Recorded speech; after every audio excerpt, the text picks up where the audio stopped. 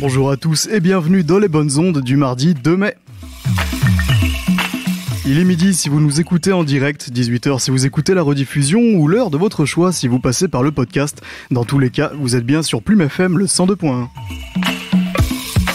Aujourd'hui, nous recevrons au téléphone Hervé Richardot, directeur de la compagnie Théâtre Instant, pour vous présenter leur nouvelle pièce intitulée Jean-Baptiste dit Molière. Du 18 au 28 avril, la compagnie de Théâtre Instant était en résidence pour préparer leur nouvelle pièce intitulée Jean-Baptiste dit Molière, une œuvre financée entièrement par le dispositif du Pass Culture et en partenariat avec la ville d'Elvin dans le cadre du Printemps du Théâtre. Nous sommes en ligne avec Hervé Richardot, directeur de la compagnie Instant, pour en parler. Bonjour Hervé, comment ça va ? Bonjour Gauthier, ça va bien et merci de m'accueillir sur Plume FM et bonjour à tous les auditeurs de Plume. Alors, est-ce que vous pouvez nous présenter la compagnie Instant en quelques mots ? Oui, la compagnie Instant, je vais la résumer en une phrase. Notre souci, nous, c'est d'aller à la rencontre de ce qu'on appelle les publics éloignés, c'est-à-dire ceux qui ne fréquentent pas les théâtres. Il y a des chiffres qui sont un peu alarmants, qui sont donnés par une sociologue qui s'appelle Dominique Pasquier, directrice de recherche au CNRS, qui explique que 42% de la population n'a jamais mis les pieds dans un théâtre et que 69% de ceux qui y vont, c'est des catégories CSC+, et des professions intermédiaires. Autant dire qu'on a renoncé, les artistes, les directeurs de théâtre, les journalistes, à faire de la culture pour tous, qui était pourtant le chantre de l'histoire du théâtre en France, avec Jean Vilar notamment. Et donc la compagnie Instant, elle a pour objectif depuis 20 ans, on a été créé le 7 décembre 2001, de défendre ce théâtre qui va à la rencontre des publics et notamment des adolescents, nous beaucoup les adolescents, et on est, comme vous l'avez expliqué, depuis la rentrée 2022 au Pass Culture des ministères de la Culture et de l'Éducation nationale pour remplir cette mission. Et donc cette nouvelle pièce, Jean-Baptiste dit Molière, s'inscrit dans le cadre du Printemps du Théâtre. Pareil, en quelques mots, est-ce que vous pouvez nous dire ce que c'est le Printemps du Théâtre ? Alors le Printemps du Théâtre, c'est une manifestation qui existe depuis 18 ans maintenant, qui a été créée conjointement par le Centre socio-culturel d'Elvin, la mairie d'Elvin et la compagnie Instant, avec pour but de faire se rencontrer les représentations de théâtre amateur, les représentations de théâtre professionnel et d'assurer des ponts pour qu'on soit plus chacun dans nos chapelles à dire moi je fais du théâtre et puis eux ils font je sais pas quoi. Non, on est dans le même. Qui dit amateur dit ceux qui aiment le théâtre dans le sens noble du terme. Donc pour nous c'est important qu'il puisse y avoir les rencontres entre le monde professionnel et le monde amateur. Donc vous présenterez le 12 mai votre nouvelle création, Jean-Baptiste dit Molière. Quel est le pitch de l'histoire ? Alors, le pitch de l'histoire, c'est Arthur, qui est jeune apprenti comédien, qui veut préparer les concours pour entrer dans les écoles nationales. Il est ami avec une jeune fille qui s'appelle Zoé. Et puis Zoé décide de lui présenter son oncle, Monsieur Joseph, qui est un comédien qui vit un peu en ermite, un peu reclus. Alors, on verra au cours de la pièce que les intentions de Zoé, peut-être qu'elle a des petits sentiments pour Arthur, et c'est pas juste pour lui faire du théâtre, qu'elle a peut-être envie d'un peu plus. Et Monsieur Joseph, donc pendant tout le spectacle, il va déjà lui poser une condition, c'est de travailler autour des textes de Molière, parce qu'il estime que les gammes en Angleterre c'est Shakespeare et qu'en France c'est Molière. Il lui demande t'es né en France, oui, et pour toi ce sera Molière. À partir des textes de Molière, en fait, il va essayer de mettre en résonance comment ce qu'a dit Molière est encore valable aujourd'hui. Alors je prends des exemples très concrets. Par exemple, quand on aborde le malade imaginaire, ça parle de la suggestivité, c'est-à-dire des gens qui abusent de la peur de la mort de Argan pour lui vendre toute une série de remèdes qui servent à rien. Est-ce que ça a changé encore ça aujourd'hui ? On peut se poser la question quand on voit l'industrie pharmaceutique parfois. Don Juan, avec son besoin d'exister dans le regard de l'autre, est-ce qu'on n'est pas tous dépendants du regard de l'autre ? Est-ce que notre recherche n'est pas d'attirer l'attention et l'affection des autres. Et en fait, voilà, c'est des résonances systématiques sur chacune des scènes, une remise en contexte par Monsieur Joseph avec ce qui se passe aujourd'hui, de manière à ce que le grand public, aussi bien les jeunes publics que le grand public, puisse comprendre à quel point Molière est d'actualité. Alors la création de cette pièce a été entièrement financée par le dispositif Pass Culture et vous avez eu un partenariat avec la ville d'Elvin. Pourquoi ? Quelle a été l'origine de la création de cette pièce ? Alors, ce qui m'a donné l'envie, moi, c'est de voir en fait que ce qu'on appelle les publics éloignés, notamment les jeunes publics, se désintéressent un peu de l'œuvre de Molière, faute de la comprendre. Parce qu'il y a la barrière de la langue, parce qu'il y a plein de choses qui font que on se dit Molière c'est vieux, etc. Non, Molière c'est pas vieux, c'est extrêmement d'actualité, ça a une dimension universelle. C'est pas un hasard que 400 ans après sa naissance, on continue à étudier puis à voir les pièces de Molière. Donc je me suis posé la question, comment on peut faire en sorte que les textes de Molière puissent être entendus par des publics aujourd'hui, aussi bien adultes que jeunes publics. Ça c'est le premier postulat. Et le deuxième postulat, il est né d'un constat lors de nos représentations de théâtre forum. On fait beaucoup de théâtre forum, nous, sur les conduites à risque, les dangers du net, le harcèlement, le cyberharcèlement, l'orientation sexuelle, les thématiques qui concernent les adolescents et qui sont souvent source de mal-être en utilisant cette forme de théâtre interactive. Et lors de nos représentations, ce qui apparaît, c'est que 95% des ados nous disent qu'ils n'ont pas les outils pour gérer leurs émotions. C'est-à-dire qu'on est dans un système éducatif qui leur donne beaucoup de savoir. On accumule plein de savoirs sur plein de domaines, en histoire, en géo, sur les mathématiques, sur la littérature, etc. Par contre, le savoir-être, il n'est pas vraiment là.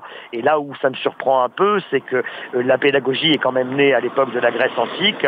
Je pense à Socrate notamment, qui donnait un concept très simple, connais-toi toi-même, et qui considérait en fait que le savoir était déjà dans chaque individu et que c'était par le jeu des questions qu'on allait permettre aux individus de découvrir les vérités qui sont en eux. C'est-à-dire que le pédagogue n'a pas plus de savoir que celui qui est l'apprenant. Il est juste là par le biais des questions pour lui permettre de révéler les vérités qui sont en lui. Et donc, dans ce spectacle-là, on a mis ces notions-là. Permettre, si vous voulez, au public d'aujourd'hui de prendre conscience qu'il y a eu des outils qui ont été donnés dans l'histoire. Je pense à Aristote aussi. L'homme est un animal social et Aristote nous dit si vous voulez être heureux, il va falloir faire des efforts. Je pense à Descartes qui dit je pense donc je suis, et ça permet de réaliser qu'avec le biais de la raison, je peux peut-être mettre mes émotions à distance et ne pas être l'esclave. Peut-être trouver des outils pour penser par soi-même de manière à ce que nos jeunes publics, notamment, j'insiste beaucoup sur les jeunes publics, puissent avoir des outils pour affronter les défis qui vont être les leurs au cours de leur vie. Ils sont nombreux, ils sont géopolitiques, ils sont écologiques, ils sont économiques, ils sont sociaux. On le voit, et on est dans un système qui fonctionne beaucoup sur la peur. Et en réveillant les émotions, évidemment, est-ce qu'on peut prendre des décisions qui sont sages et éclairées quand on est dominé par sa peur? Je ne crois pas.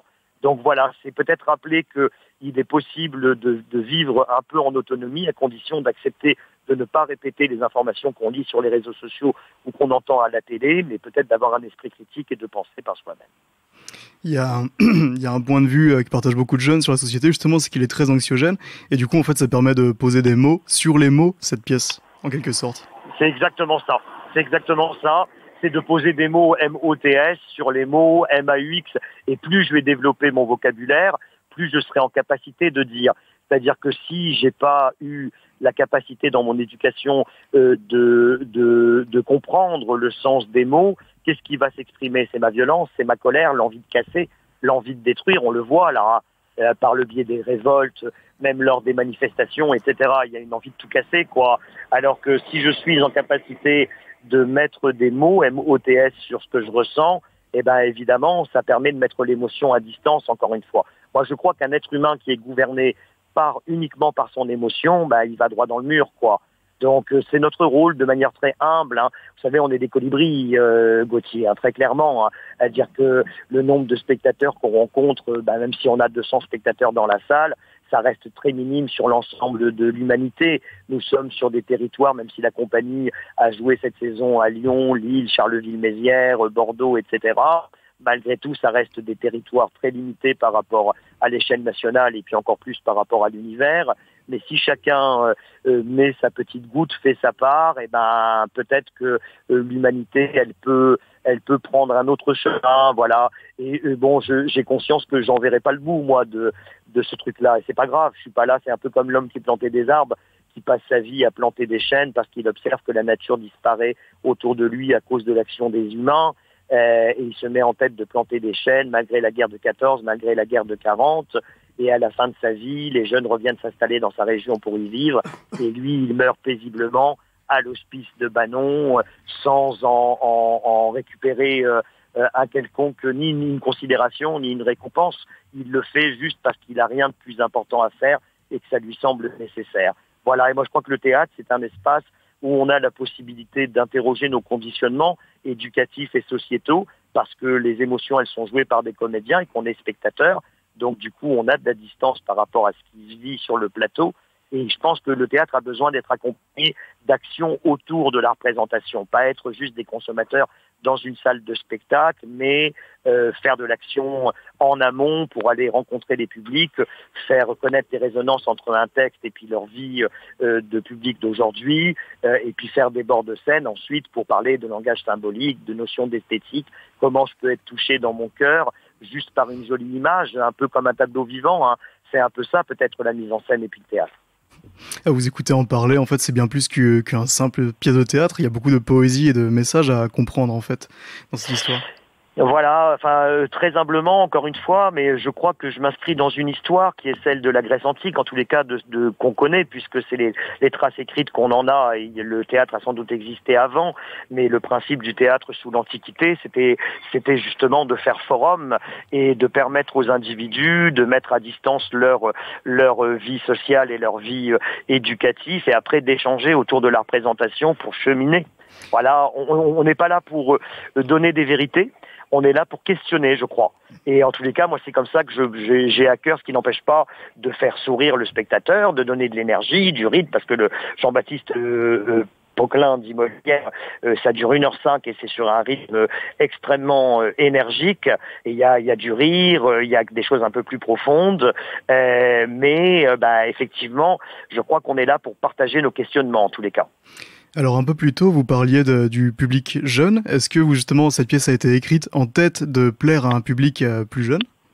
Alors, de plaire, je vais pas utiliser ce mot-là parce que ça voudrait dire qu'on serait dans la séduction, mais de parler, je dirais, à un public jeune. Donc effectivement, j'y ai mis, parce que c'est moi qui ai écrit le texte, qui a été retravaillé. Hein. J'ai accepté que il y a un texte très très écrit et on a fait de la réécriture plateau avec mon équipe et notamment mon assistant à la mise en scène Clément Lefebvre, c'est-à-dire qu'on a accepté de faire des coupes, de modifier certaines expressions pour qu'on soit au plus proche du langage des jeunes publics, effectivement, et qui comprennent en fait que le théâtre c'est pas un truc, pardon d'être un peu cru, mais pour les vieux cons, c'est un truc qui concerne tout le monde et que ça peut leur parler à eux aussi et peut-être que ça peut les amener à cheminer sur leur propre vie.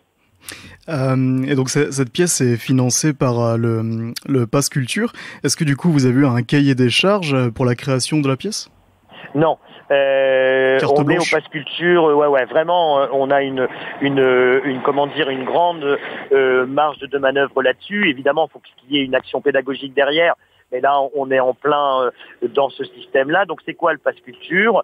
Nous, on est à la fois aux offres individuelles et aux offres collectives. Ça veut dire que le spectacle est déjà sur la plateforme Adage et donc parce que le Pass Culture concerne les publics, les jeunes publics entre 16 et 25 ans en fait, hein, uniquement.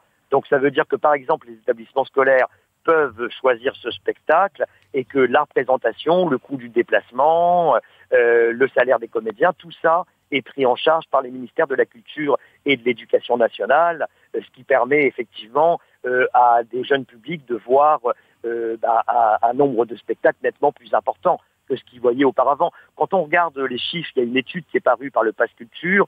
En fait, les jeunes expliquent qu'à 75%, ils vont au théâtre quand ils sont scolarisés parce qu'ils sont accompagnés par leurs enseignants. Et puis une fois qu'ils quittent le système scolaire, ils vont plus au théâtre. Alors ils expliquent, ils disent les plaquettes des centres culturels nationaux, scènes conventionnées, etc. On n'y comprend rien, c'est trop hermétique.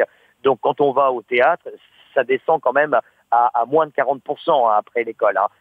Ils y vont parce qu'ils ont un copain qui joue sur scène, ils vont y aller pour des raisons affectives, si vous voulez. Donc peut-être qu'il y a une remise en question à poser sur la manière dont on cherche à rendre accessible le théâtre pour tous. Ça, c'est vraiment notre cheval de bataille à la compagnie Instant.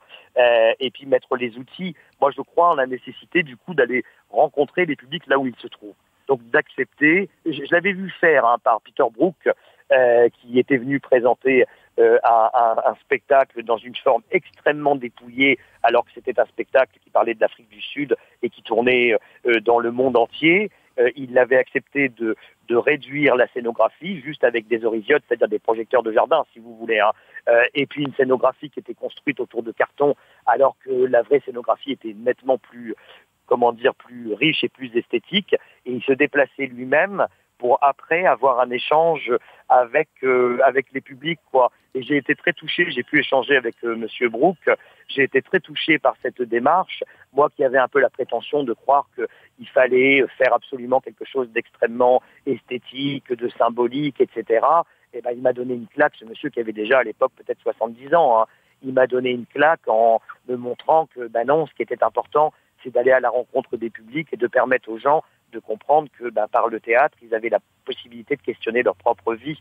Et ça a été, pour moi, ça a été le point de départ, avec la rencontre avec Augusto Boal aussi, qui est le créateur du théâtre de l'opprimé et du théâtre forum, qu'on appelle aujourd'hui théâtre forum, où c'est pareil, là, on va jouer dans les selfs, on va jouer dans les salles municipales, et pas uniquement dans les théâtres, quoi, pour aller à la rencontre des publics et permettre aux spectateurs, par l'expérience, de voir à quel point le théâtre les concerne. Et d'ailleurs, j'ai cru comprendre qu'il y aura aussi, après les représentations, moyen de discuter avec les comédiens qui étaient sur scène. C'est ça. C'est ça. Nous, on est très favorable à tout ce qui est autour de la représentation. Donc, rencontre en amont quand c'est possible. Vous voyez, là, je suis à Pontivy toute la journée parce qu'on va jouer juste à la fin du monde de la Garce au Palais des Congrès de Pontivy le 16 mai. Et il va y avoir des séances scolaires. Et donc, je rencontre toute la journée toutes les classes par groupe de 2 classes pour leur parler de qu'est-ce que c'est qu'une représentation théâtrale, que c'est l'endroit de la parole. Donc, peut-être il est important d'être capable de faire du silence pour entendre la parole. Si je suis dans le bavardage, est-ce que je peux écouter l'autre ? Bien sûr que non. Donc, pour remettre le cadre par rapport à ce que c'est le théâtre, parce que souvent, ces publics-là, notamment à Pontivy, ils n'ont pas l'habitude d'aller voir des spectacles, ils ne connaissent pas ce rapport-là, donc le cadre est important. Et après, faire résonner les thématiques sur la pièce de la Garce avec leur vie d'aujourd'hui. C'est-à-dire, quand je me suis construit, là je vous parle de la Garce rapidement, quand je me suis construit dans un milieu familial qui a été hostile, est-ce que je peux m'épanouir après en tant qu'individu ? Vous voyez, c'est ça que pose comme question la Garce. Et ça, les gamins, quand vous leur expliquez, les jeunes gens, c'est pas des gamins, ils sont en première. Quand vous leur expliquez un texte comme celui de Juste la fin du monde avec ces termes-là, évidemment que ça résonne avec leur propre vie parce que eux-mêmes ont besoin de construire leur propre individualité, parfois de s'opposer à leurs parents. Et de questionner en fait les schémas qu'ils ont reçus. C'est comme ça qu'on arrive à construire son individualité et à se manifester en tant que femme et en tant qu'homme. Est-ce que vous trouvez que les jeunes, quand vous leur parlez de tous ces thèmes, réagissent, sont actifs par rapport à tout ça ? Ah oui, moi je suis halluciné par la maturité de ces jeunes. Alors je pense qu'il y a le Covid qui est passé par là. Hein. C'est-à-dire que, la crise sanitaire, j'en parle beaucoup avec les maisons des ados. Vous savez, nous, on bosse beaucoup avec les professionnels de santé, des maisons des ados, psy, etc., qui sont débordés d'ailleurs en ce moment. Hein. C'est-à-dire que, en ce moment, pour avoir un rendez-vous à la maison des ados, c'est 6 mois d'attente quand même. Hein. C'est vous dire à quel point il y a quand même quelque chose qui est inquiétant, dont les médias ne parlent pas tellement d'ailleurs. Surpris. Et effectivement, le fait de se trouver mis à l'écart parce que confiné, ça a mis beaucoup d'adolescents. Quel est le sens de ma vie, quoi ? Avec les conséquences que ça a, malheureusement, parce qu'il y a du décrochage scolaire, il y a des gamins qui se demandent à quoi ça sert de continuer à aller à l'école avec le schéma qu'on nous présente, c'est-à-dire la guerre en Ukraine, c'est-à-dire les difficultés pour se chauffer, c'est-à-dire l'écologie et puis comment on va vivre quand on n'aura plus d'eau, etc. Vous voyez, il y a quand même des questions de fond qui sont posées là par nos sociétés. D'où, à mon avis, la nécessité, chacun où on est, chacun à son niveau, de donner des outils aux individus pour pouvoir mettre l'émotionnel à distance et prendre des décisions éclairées dans le contexte qui nous sera donné de vivre, quoi. Oui, moi je suis stupéfait par la maturité des adolescents qui parfois viennent, là j'ai une petite qui vient de venir se livrer sur une expérience personnelle à l'issue de la rencontre et qui m'a demandé des conseils. Alors moi je suis pas là pour donner des conseils, j'essaye à ma juste mesure comme Socrate de poser les questions et c'est elle qui a la vérité en elle et elle a trouvé toute seule la réponse. Donc oui, je suis surpris par la maturité des adolescents qui, à mon avis, on a une génération, c'est là où c'est très positif, qui sera en capacité d'affronter les défis. Il faut juste que nous, les adultes, on leur donne des outils pour apprendre à se détendre, revenir à son souffle. Le souffle, c'est la base de la vie. Quand on donne notre premier souffle et quand on meurt, on rend notre dernier souffle. Donc revenir à sa respiration, avoir le corps détendu, être en contact avec le sol, l'ancrage au sol. On parle d'humilité beaucoup sans savoir ce que c'est. Humilité, ça vient de humus, qui veut dire terre. Et être humble, c'est quelqu'un qui sait garder le contact avec le sol dans toutes les situations. Et si vous êtes dans cette posture-là, évidemment, vous vous laissez moins prendre par votre jeu émotionnel et du coup, c'est plus facile de raisonner intelligemment. Eh ben, en tout cas, on pourra retrouver la pièce Jean-Baptiste dit Molière le 12 mai prochain au Carré d'Art. Sur votre site, on voit que c'est la seule date prévue. J'espère qu'il y aura d'autres représentations.